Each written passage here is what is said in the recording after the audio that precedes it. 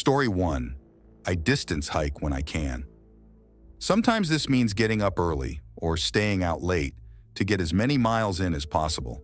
Sometimes, walking in the pitch dark with a low-light headlamp gets spooky. I grew up in the woods of this area. I've slept under our canopy of stars more nights than I can count. I've trekked thousands of miles of trail, riverbank, lakeshore, ridge, bottoms, bogs, and creeks. I've hunted the game. I'm establishing this because you must understand I've heard, seen, and smelt about all this region has to offer in the way of the wilderness. My scariest experience, though, happened at about 4:30 in the morning. It was late spring, so the first morning light wouldn't be visible in the treetops for another 30-45 minutes. Another hour past that until sunrise. I was on mile 5. I'm in a low bottom that's wedged between two steep ridges. The trail I'm on was narrow, muddy, and completely hemmed in by thick underbrush, young maple, and old oak growth. I'm focused on the small light from my headlamp, just one step after the other, zoned out. Then I heard a loud crack, and I froze solid. This is the part I have trouble describing. EO 4:30 in springtime means I'm the only thing making noise. No birds chirping, nothing. Dead quiet. Mid-step, I froze. When fight or flight kicks in, you have these immediate instinct thoughts. The thought that instantly flashed in my mind as I stood there balancing myself in silence was, if I hear that again, I'm turning around and I'm going back the way I came in a hurry. Why? Because that sound was not a branch breaking. It wasn't a deadfall. It wasn't a widowmaker. I was damn sure I had just heard something intentional. Hearing it twice, well, that meant get out of here. To describe it as best I can, it sounded like a decent-sized wooden stick being violently whacked against a smallish tree. More a fungo bat-sized stick than a baseball bat. The distinction in my head was that this sound was a crack and not a thud or thump, and I have described it as explosive in the past because it was so sudden and so loud. I had the sense that it was about 50 yards directly in front of me, and it was loud and clear. Now, as I stood there, completely spooked, I realized the soon-to-be worst part of my situation. I knew where the sound came from, and I knew where the trail went. In about 30 yards, I was going to come to a 180-degree turn and start up the ridge going away from the creek. This meant that as soon as I got the courage to move towards this noise, I was going to have to turn my back to it and get up that ridge. This made me very nervous. My head is somewhere between meth fiend murder and Bigfoot bludgeoning. Minutes pass. I just breathe my foggy breath into my glasses and listen. Nothing. Dead quiet. I've got about 20-30 minutes until first light. I crank up the headlamp and start to slowly creep to the 180 turns. When you wear a headlamp in the woods at night, every tree branch in front of you casts a big black moving shadow on the trail. It didn't help. I get to the turn and quickly make the bend. I'm moving pretty fast at this point, trying to be quiet, taking tiny, shallow breaths so I can listen while humping it up the trail. And then I smell it. A stench hits me that I can't describe. I just imagined wet, rotten death. I've worked scenes where humans have expired in a past life as a firefighter. This was like days-old decomposition, but it just smelled strange. I kept walking fast. By the time I made the top of that ridge, I was huffing, and the first light was showing. I didn't stop moving until full light was out and the birds were chirping. I've heard it all in our woods. I've smelled it all. I'm telling you, I don't know what the hell that was. Deadfall, and especially leafed-out branches, make a lot of noise on the way down. I've heard it many times. Story 2. My roommate and I experienced a few creepy moments. We lived in the woods during quarantine. We'd spend the days there storm or shine, drinking beers, picking up trash, swimming, and just goofing around. We also started doing something that sounds odd to say out loud, but at the time kept us sane. We'd get to the woods, strip off our socks and shoes, and hike in silence to this little lagoon we'd lay out at. It was insanely meditative, and I loved just barefoot wandering. It felt so satisfying in this primal sort of way. Anyway, the more we roamed like that, the more in tune we got with the woods around us. Without the chatter between us and the careless stomping of booted feet, we'd become part of the woods in this weird way. Probably helped that I was stoned out of my gourd half the time. We'd surprise people pretty often without meaning to, passing within a couple of feet before they noticed us. It was like our guts started calling the shots. We could feel storms brewing. All the creatures seemed to stop minding us when we walked like that, so whenever the woods went silent, we knew something was coming. It was one of those days, with thick skies and a kinda electric air. It had been stormy for a few days and the woods were pretty empty. We'd only seen maybe 2 other souls all day. Darkness had started to creep in, quicker than usual. We were headed out of the woods, barefoot and knocking back the dregs of some warm, shitty beer, chatting a bit about nothing. I remember we were coming up this hill and all of a sudden it was like I'd swallowed a snowball. I looked up at her and she was frozen mid-laugh. Something was wrong. The woods were off. We were surrounded by murky shadows and dead fucking silence. Heavy silence.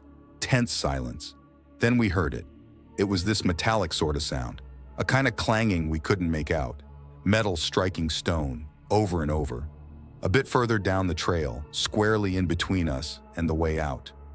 We stood like statues, tucked behind some trees, just listening. A shovel. Someone digging. We crept closer. I remember how the sound made my palms itch. My friend's face was flushed rose red. I told myself I was being stupid. I had in my backpack a little spade we used to plant flowers and dig up rocks and such. Who was I to judge this person?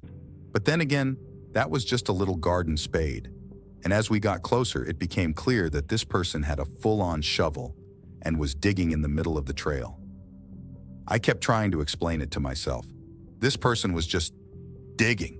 Sure, it was dusk and a lightning storm was hastening our way, but we all cope with quarantine differently. And sure, it's odd to carry a big shovel this deep into the woods, but maybe they're burying a beloved pet. And sure, it makes no sense that they'd bury their pet in the middle of the trail, but maybe they're digging a bike jump. And yeah, they don't have a bike, but on and on like that, my mind churning out reasons, and still, the knots in my gut wouldn't loosen. We were almost on him now. I think it was him, though they were wearing a hat, scarf, and heavy clothes. All black, a bit odd for summer. But again, he might be in mourning for his sweet Fido, who had loved that spot in the middle of the narrow dirt trail. With every step, my stomach hurt more. We were both shining in sweat. The sound of metal striking earth and stone seemed deafening. It's a primal sort of fear, isn't it? Rooted deep in our guts, completely deaf to every excuse I was handing it. We were just waltzing along 1 minute, cracking jokes, slugging beer, and suddenly it was like every neuron was firing, every muscle tight enough to snap. My mind was racing. I was taking stock of everything. 2 girls, barefoot, in swimsuits and overalls, 2 empty beer cans. I had a bag of found trash and a backpack of random shit. My friend was holding our bucket of rocks, though we'd picked skinny flat stones for skipping, not self-defense. I had a can of pepper spray buried somewhere in my bag, but much to my mother's dismay, I'd bet, couldn't easily access it. And that stupid fucking spade. It feels so insane looking back. I've never been in a fight. I never raise my voice, and I spend most of my days talking to toddlers about emotional regulation. And yet, here I suddenly was, tallying up what I had on hand that could be used as a weapon against a total stranger. But all those excuses I'd fashioned for him had fallen away, and only one thought stuck. Maybe this gut feeling is wrong. Maybe he's doing any one of a million things. Maybe he'd feel awkward or embarrassed, seeing us bolt away. But what if it's right? What is the cost if it's right?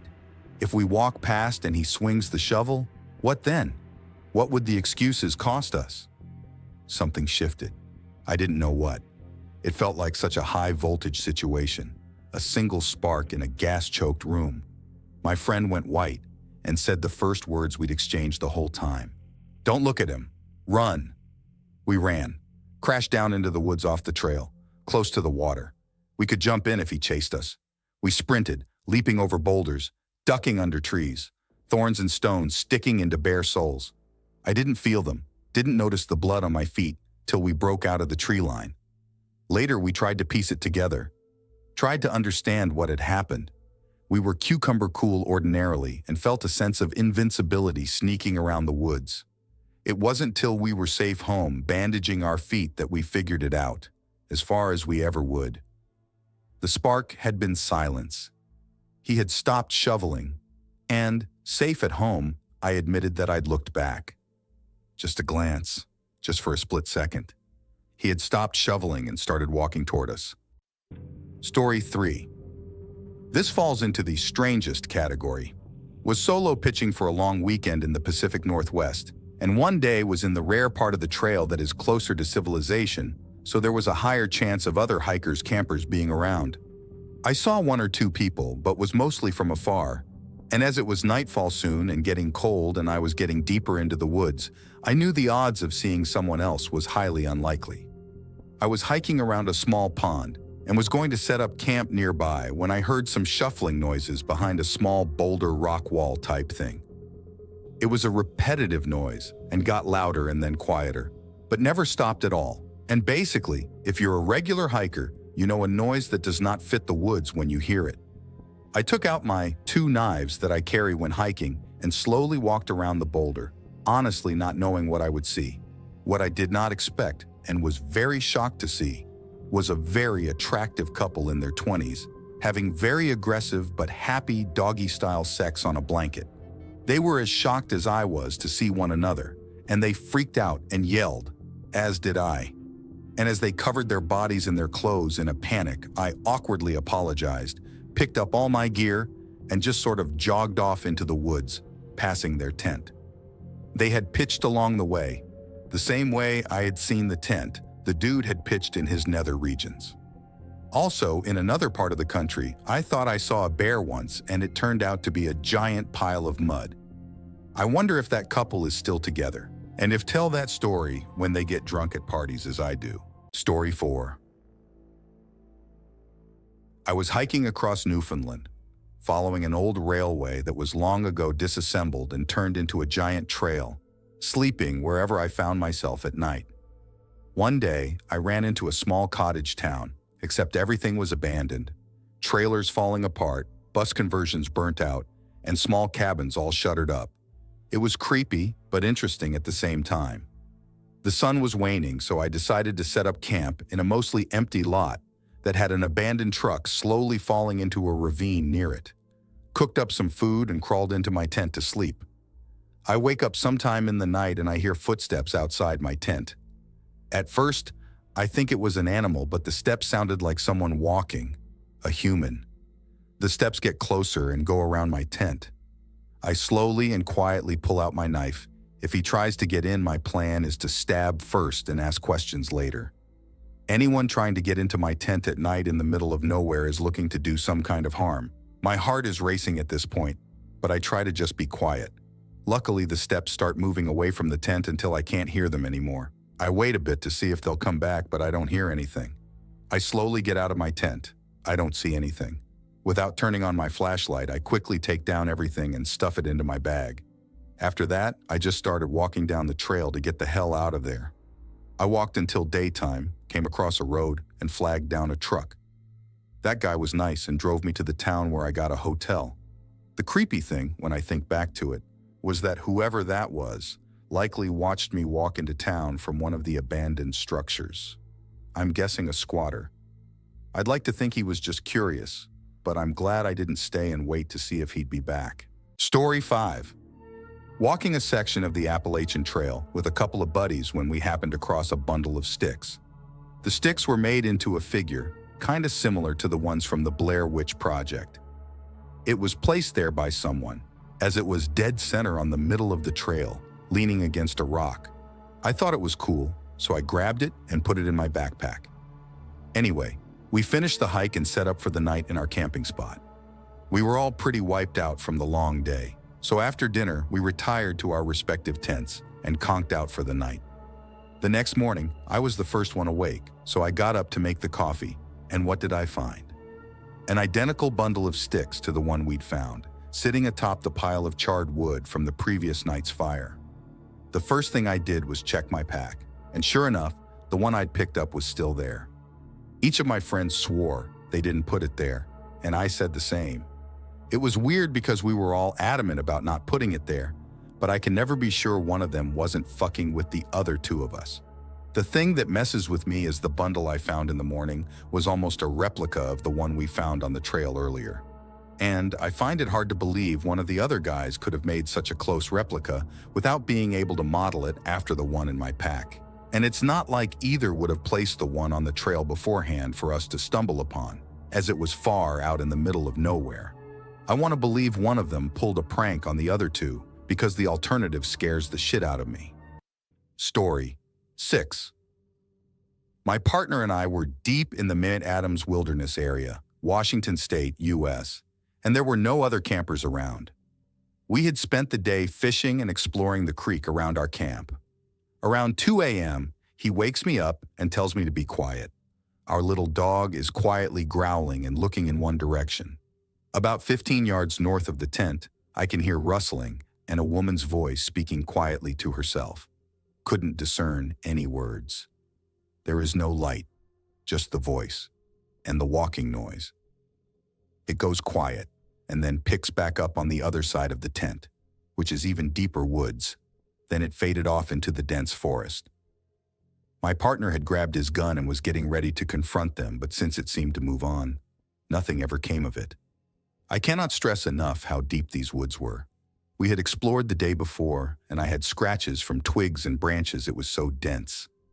The fact that there was someone alone wandering around talking to themselves in the middle of the night without a light or camp is so freaky, and I still get chills whenever I think about it. The next morning we investigated and didn't find any tracks, but there was a haphazardly lit fire, charred remains, in the middle of a forest logging road about a mile up. It was still kind of warm. Story 7. I live near Lake of the Woods in northwestern Ontario. This one time, a friend and I were mountain biking on a hot August day when we ended up on a trail in the bush where there is an old abandoned car graveyard. Nothing too scary. It's pretty normal for people to scrap their cars in the bush around here, so we carry on.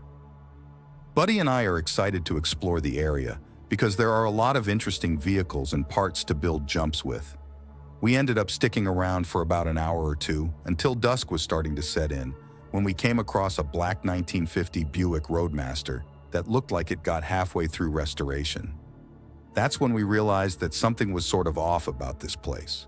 There were no properties near this spot for miles, and it was very strange that someone would abandon such a beautiful car halfway through a repair. My alarm bells were ringing, but only a little, so we carried on, as we were pretty beat from all the riding we were doing that day. We decided to find a place to rest and walked a little more into the trail towards a small dirt pile when we immediately realized that something was wrong. The place was littered with animal bones from different animals. There were deer skulls, rabbits, dogs, and what looked like feline bones. I'm starting to feel a little sick to my stomach, but my buddy seems unfazed by it. I can't tell if he's the braver of the two of us or less intelligent at this point, because I keep telling him with increasing urgency that we need to get on our bikes and get the hell out of here. He tells me I shouldn't worry and tries to rationalize it by saying that it was some hunter illegally dumping here despite the canine bones. He walked to the other side of the dirt pile, turned around ghost white, and said, "We need to get the fuck out of here now." I managed to peek around and caught a glimpse of what was on the other side. Holy Jesus fuck.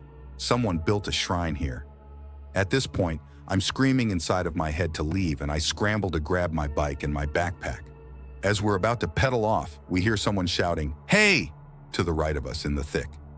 I've never bolted so damn fast out of somewhere in my entire life. I tried to get a glimpse behind me. There was an old man in a plaid shirt and blue jean overalls near the dirt pile with a shovel in his hand, shouting at us and gesturing us to come back. When we thought got close enough to the main road, we decided to take a break to catch our breath. My friend and I are soaked with sweat, chugging our water, and completely unsure of what we just saw.